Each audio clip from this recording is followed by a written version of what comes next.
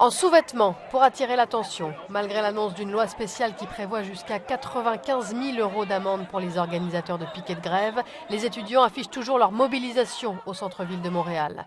3 mois après le début du mouvement contre la hausse des droits universitaires, 82% de plus sur 7 ans, ce qui porterait l'année à 4 000 $, un peu plus de 3 000 €.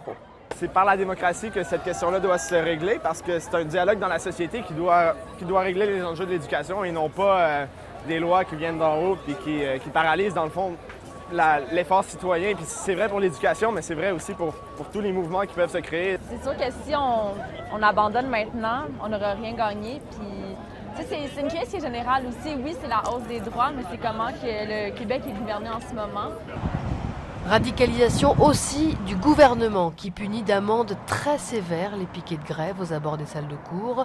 Pour le pouvoir comme pour les directeurs d'université, la réforme est cruciale pour améliorer l'enseignement au Québec.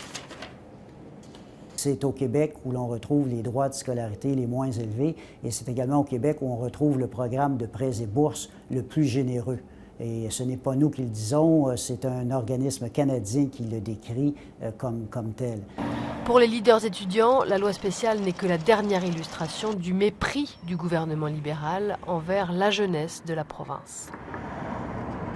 Ça nous prouve que le gouvernement vraiment n'a jamais eu l'intention de discuter et de négocier avec les étudiants et étudiantes, mais surtout qu'il n'a pas été à l'écoute de la jeunesse. Il n'a pas du tout compris les revendications, il a craché au visage. En fait, c'est méprisant.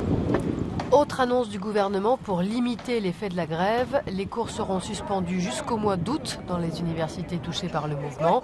Les étudiants, eux, se disent prêts à tenir tant qu'il faudra pour faire reculer le gouvernement.